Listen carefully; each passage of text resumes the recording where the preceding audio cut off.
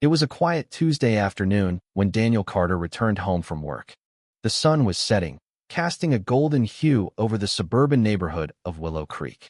Daniel had always loved this time of day, when the world seemed to slow down, and the air was filled with the scent of blooming flowers and freshly cut grass. But as he turned onto his street, something felt off. His house, a charming colonial-style home with a sprawling front yard, had always been a source of pride for him. The yard was adorned with towering oak trees, their branches stretching out like protective arms over the property. These trees had been planted by his grandfather decades ago, and they were a living testament to the history and legacy of the Carter family. But as Daniel pulled into his driveway, his heart sank. The trees were gone. All of them. The once lush and vibrant yard now looked like a barren wasteland. The ground was littered with tree stumps, their jagged edges sticking out like broken teeth. The air was thick with the smell of freshly cut wood, and the silence was deafening. Daniel stepped out of his car, his mind racing. Who would do this? Why? As he stood there, trying to process what had happened, a pickup truck with the Willow Creek Homeowners Association, HOA, logo on the side pulled up. Out stepped Margaret Hargrove, the HOA president. She was a tall, imposing woman with a perpetual air of superiority. Her sharp features and piercing eyes made her seem more like a corporate executive than a neighborhood volunteer. She approached Daniel with a smug smile, as if she had been expecting this moment. "Daniel," she said, her tone dripping with faux sympathy. "I see you've noticed the changes we made to your property." Daniel stared at her, his anger simmering just beneath the surface. "Changes? You call this changes? You destroyed my trees. Who gave you the right to do this?" Margaret's smile didn't waver. "The HOA has the authority to maintain the aesthetic standards of the neighborhood. Your trees were, well, let's just say they didn't fit the vision we have for Willow Creek. We had to take action." Daniel clenched his fists, trying to keep his composure. "You had no right. This is my property. You can't just come in here and destroy it." Margaret's smile faded, replaced by a look of cold determination. "Daniel, you signed the HOA agreement when you bought this house. You agreed to abide by our rules. If you have a problem with that, you can take it up with the board. But I suggest you think carefully before you do. We don't take kindly to troublemakers." With that, she turned on her heel and walked back to the truck, leaving Daniel standing in the middle of his ruined yard. He felt a surge of anger, but also something else, a cold, calculating determination. Margaret Hargrove had just made a very big mistake. Daniel Carter was not an ordinary man. He was a federal judge, a man who had spent his career upholding the law and ensuring that justice was served. He had seen his fair share of corruption, abuse of power, and outright criminal behavior. But he had never expected to encounter it in his own backyard. As he stood there, staring at the destruction that had been wrought on his property, Daniel knew that this was not just about the trees. This was about power, control, and the arrogance of those who believed they were above the law. Margaret Hargrove and the Willow Creek HOA had crossed a line, and Daniel was determined to make them pay. But he wasn't going to do it impulsively. He was going to do it the right way, the legal way. He would use the very system that Margaret and her cronies thought they could manipulate to bring them down. Daniel took a deep breath and walked into his house. He needed to gather evidence, and he needed to do it quickly. He pulled up the footage from his security cameras, which had captured the entire incident. The images were clear. HOA workers had entered his property without permission, chainsaws in hand, and proceeded to cut down every single tree. There was no warning, no discussion, just a blatant violation of his rights. But Daniel knew that trespassing and property damage were just the tip of the iceberg. He had always suspected that the HOA was corrupt, and now he had the perfect opportunity to prove it. He began digging into the HOA's financial records, using his legal expertise to uncover any irregularities. What he found was shocking. The HOA's financial reports were a mess. There were huge payments for landscaping services that had never been performed, transfers to personal accounts, and absurd fees charged to residents with no explanation. It was clear that Margaret Hargrove and her inner circle had been embezzling funds for years, using the HOA as their personal piggy bank. Daniel's anger grew as he sifted through the documents. This wasn't just about his trees anymore. This was about justice, for him, for his neighbors, and for everyone who had been victimized by the HOA's greed and corruption. But Daniel wasn't going to act alone. He knew that he needed the support of his neighbors if he was going to take down the HOA. He began reaching out to them, sharing what he had discovered, and urging them to stand up against the abuse of power. At first, many of them were hesitant. They had lived under the HOA's iron fist for so long that they had become accustomed to its tyranny. But as Daniel showed them the evidence, the financial records, the security footage, the blatant disregard for their rights, they began to wake up. One by one, they joined Daniel's cause. They were tired of being bullied, tired of being exploited, and tired of living in fear. They were ready to fight back.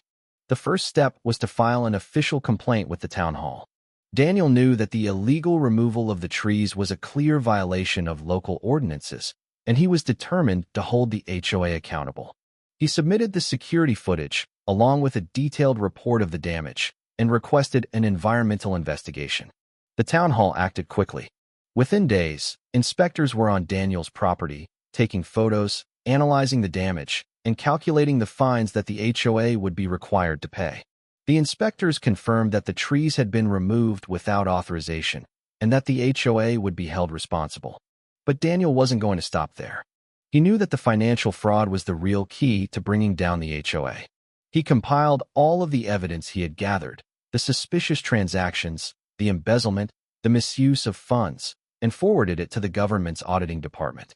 As a federal judge, Daniel knew exactly how to file the complaint in the most efficient way possible. He made sure that every detail was documented, every piece of evidence was accounted for, and every legal avenue was explored. He was determined to leave no stone unturned. The response from the government was swift. The HOA's funds were frozen, and an official investigation was launched. The residents of Willow Creek were finally starting to see the light at the end of the tunnel. But Margaret Hargrove wasn't going down without a fight. In a desperate attempt to save face, she called an emergency HOA meeting. She stood before the residents, trying to maintain her composure, but her nervousness was palpable. She tried to explain away the financial irregularities as administrative errors and blamed operational challenges for the lack of transparency. But the residents weren't buying it. They had seen the evidence, and they knew the truth. They demanded answers, and they demanded justice. Daniel stood up, the room falling silent as he addressed the crowd. "Margaret," he said, his voice calm but firm, "you can try to spin this however you want, but the facts are clear. The HOA has been embezzling funds, violating our rights, and abusing its power. And you," he said, pointing directly at her, "are at the center of it all." He placed a stack of documents on the table, detailing the financial misappropriations. "Here is the evidence. Here is the proof. The government is already involved, and the HOA will be held accountable for its actions." The room erupted in chaos. Residents shouted, demanding justice, demanding answers. Some were already talking about filing individual lawsuits against the HOA for misuse of funds. Margaret tried to regain control, but it was too late. The tide had turned, and there was no going back. The final blow came just days later. The government's investigation had uncovered even more evidence of corruption within the HOA. Margaret Hargrove and her inner circle were charged with embezzlement, fraud, and abuse of power. The HOA was dissolved, and a new board was elected to manage the neighborhood, one that promised transparency, accountability, and fairness. Margaret's house was hastily sold, and she disappeared from Willow Creek, leaving behind a legacy of greed and corruption. The residents, now free from the HOA's tyranny, began to rebuild their community. They planted new trees, repaired the damage that had been done, and worked together to create a neighborhood that they could be proud of. Daniel Carter stood in his yard, looking at the new saplings that had been planted where the old trees once stood. He felt a sense of satisfaction, but also a sense of relief. Justice had been served, and the community had come together to fight for what was right. As he turned to go back inside, he couldn't help but smile. The trees might have been destroyed, but in their place, something much greater had been born, a sense of unity, a sense of justice, and a sense of hope for the future. And as the sun set over Willow Creek, casting a golden glow over the neighborhood, Daniel knew that the battle had been worth it. The fall of the Iron Fist had given way to a new dawn, a dawn of freedom, fairness, and the promise of a better tomorrow. Months later, Willow Creek was a different place.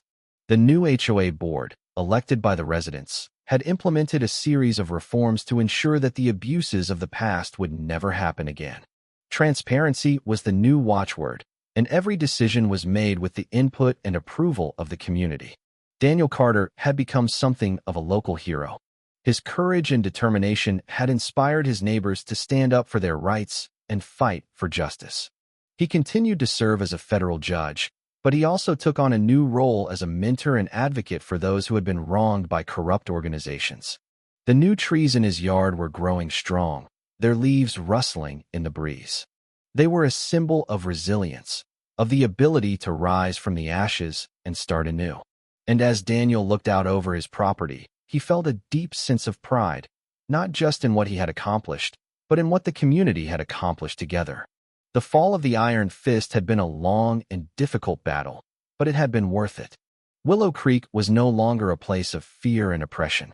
It was a place of hope, of unity, and of the promise of a brighter future. And as the sun set over the horizon, casting a warm glow over the neighborhood, Daniel knew that the best was yet to come. The dissolution of the Willow Creek Homeowners Association, HOA, marked the end of an era, but it also signaled the beginning of a new chapter for the neighborhood. The residents, once divided by fear and intimidation, now stood united. The new HOA board, elected by the community, promised transparency and accountability. But as the dust settled, Daniel Carter couldn't shake the feeling that the battle wasn't entirely over. Margaret Hargrove had disappeared, but her shadow still loomed over Willow Creek. Rumors swirled about her whereabouts. Some said she had fled to another state, while others claimed she was living under an assumed name. Daniel knew that people like Margaret didn't just vanish. They regrouped, they plotted, and they waited for the right moment to strike back. Daniel's instincts were soon proven right. A few weeks after the new HOA board took over, strange things began happening in the neighborhood. Graffiti appeared on the newly planted trees, threatening messages were left on doorsteps, and several residents reported suspicious vehicles driving slowly through the streets at night. It was as if someone was trying to intimidate the community, to remind them that the fight wasn't over. Daniel decided to investigate. He reached out to his contacts in law enforcement, asking them to keep an eye out for any signs of Margaret or her associates. He also began digging deeper into the HOA's financial records, looking for any clues that might lead him to her. What he found was disturbing. Buried deep within the HOA's files were references to a shell company that had been used to funnel money out of the association's accounts.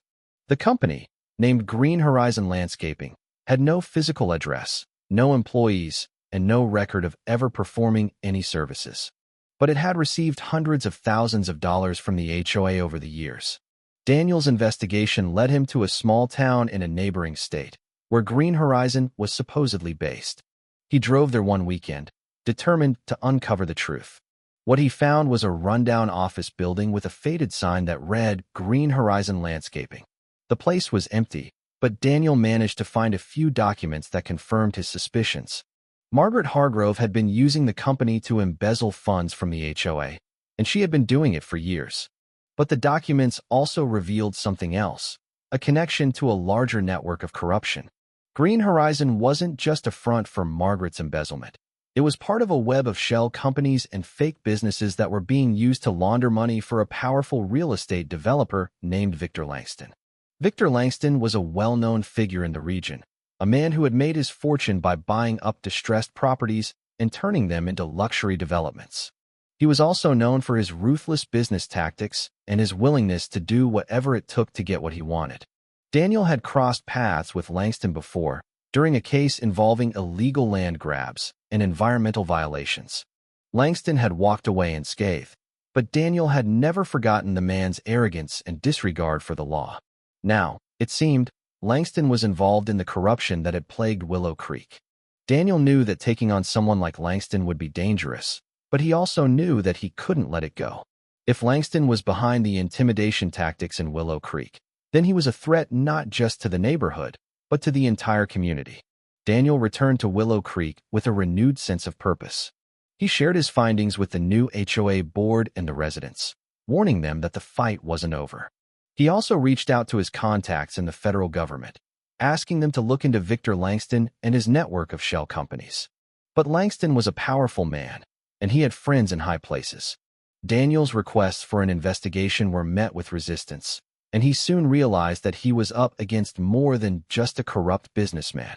He was up against a system that protected people like Langston, a system that allowed them to operate with impunity. Undeterred, Daniel decided to take matters into his own hands. He began gathering evidence against Langston, using his legal expertise to build a case that would expose the man's crimes. He also reached out to other communities that had been affected by Langston's predatory practices, encouraging them to come forward and share their stories. The more Daniel dug, the more he uncovered. Langston's empire was built on a foundation of fraud, bribery, and intimidation. He had used his wealth and influence to manipulate local governments, silence his critics, and exploit vulnerable communities. And he had done it all with the help of people like Margaret Hargrove, who had been willing to sell out their own neighborhoods for a share of the profits. But Daniel wasn't alone in his fight. The residents of Willow Creek, inspired by his courage, began to organize. They formed a coalition of neighborhoods that had been targeted by Langston, sharing resources and information to build a stronger case against him. They also reached out to the media, drawing attention to Langston's crimes and putting pressure on the authorities to act. The coalition's efforts began to pay off.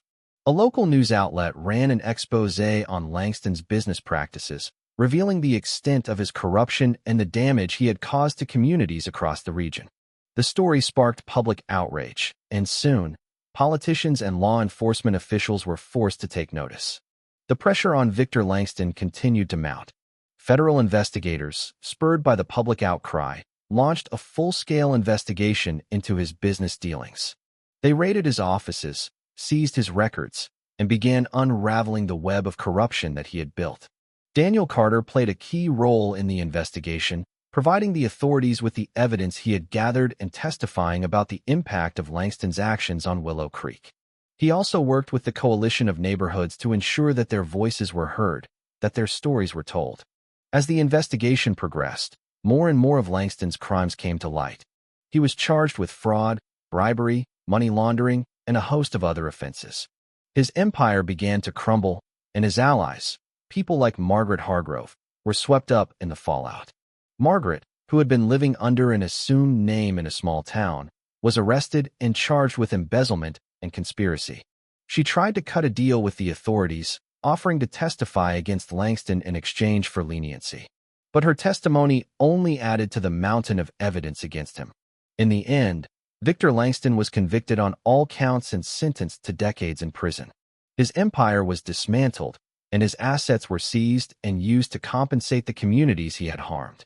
Margaret Hargrove received a lighter sentence, but her reputation was ruined, and she would spend the rest of her life in obscurity. For Daniel Carter and the residents of Willow Creek, the victory was bittersweet. They had won the battle, but the scars of the fight would take time to heal. The neighborhood had been through a lot, but it had also emerged stronger and more united than ever before. With Langston and Hargrove behind bars, Willow Creek began to rebuild. The new HOA board, now free from the influence of corruption, worked tirelessly to restore the neighborhood's sense of community and pride. They planted new trees, repaired the damage that had been done, and implemented policies to ensure that the abuses of the past would never happen again. Daniel Carter continued to serve as a federal judge, but he also took on a new role as an advocate for community empowerment. He worked with other neighborhoods to help them stand up to corruption and fight for their rights. He also became a mentor to young lawyers, teaching them the importance of integrity, courage, and justice. The new trees in Daniel's yard grew tall and strong, their branches reaching toward the sky. They were a symbol of resilience, of the ability to rise from the ashes and start anew. And as Daniel looked out over his property, he felt a deep sense of pride, not just in what he had accomplished, but in what the community had accomplished together. The fall of the Iron Fist had been a long and difficult battle, but it had been worth it. Willow Creek was no longer a place of fear and oppression. It was a place of hope, of unity, and of the promise of a brighter future. And as the sun set over the hoary, thank you for taking the time to listen to today's story on Store of Good Stories. If this story touched your heart or made you think, don't forget to hit like and share the video to spread this positive message to more people. And if this is your first time here, make sure to subscribe and turn on the notification bell so you won't miss any of the meaningful stories we share every week. Your support is the biggest motivation for Store of Good Stories to keep bringing heartfelt and valuable stories to you. See you in the next video.